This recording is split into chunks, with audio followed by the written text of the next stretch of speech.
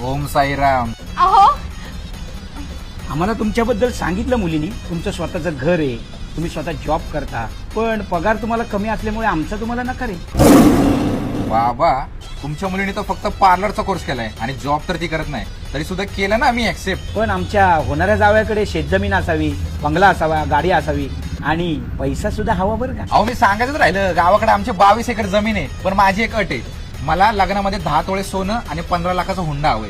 मी तुमच्या मुलीला जमीन देतोय, फॉर्च्युनर देतोय, घर देतोय, पैसे देतोय, एवढं तर तुम्ही द्यायलाच पाहिजे ना. असं कसं तुम्ही हुंडा मागता?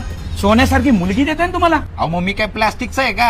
आणि बाबा, मला पण एक खबर लागली, जेव्हा तुमचं लग्न ठरलं होतं तेव्हा तुम्ही 10वी नापास होते आणि जॉब तर करतच नव्हते, तरी सुद्धा तुम्ही सासरवाडीकडून 4 लाखाचा हुंडा घेतला ना, आणि तुमचं लग्न पण झालं, सेटल झाले. मी पण होईल की हळूहळू सेट. आमच्यासारखी मिडल क्लास मुलं 30व्या वर्षात सेटल होऊ शकत नाही. मुलांकडे घरच्यांची जबाबदारी, पैसा नाही म्हणून कोण मुलगी देणार नाही त्याचं टेन्शन, जॉबचं टेन्शन, आई वडिलांची स्वप्न, बहिणीचं लग्न, या सगळ्या गोष्टीच्या दोरीला लटकून आम्ही स्वतःची स्वप्न मारतो बाबा. आणि हो, गावाकडे माझी जमीन नाहीये आणि हुंडा पण घेणार नाही, ते असाच बॉम्ब टाकला होता. पण तुमचा होकार आहे का?